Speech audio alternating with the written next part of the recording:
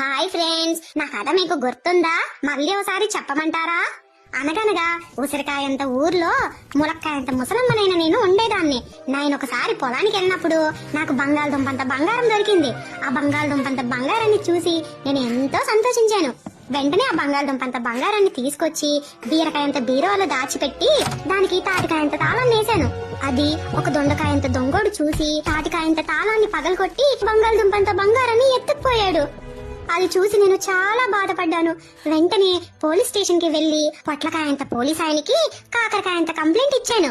అప్పుడు ఆ పొట్లకాయంత పోలీస్ ఆయన లవంగమంత లాఠీ పట్టుకుని జీడికాయంత జీప్ లో బయలుదేరి ఆ దొండకాయంత దొంగోడిని పట్టేసుకుని జామకాయంత జైల్లో పెట్టాడు. అప్పుడు ఆయన బంగాళదుంపంత బంగారాన్ని తీసుకొచ్చి నాకు అప్పగించాడు. సో ఇది ఫ్రెండ్స్ నా కథ. ఇలా నేను బంగాళదుంపంత బంగారాన్ని దక్కించుకున్నాను. Download ShareChat.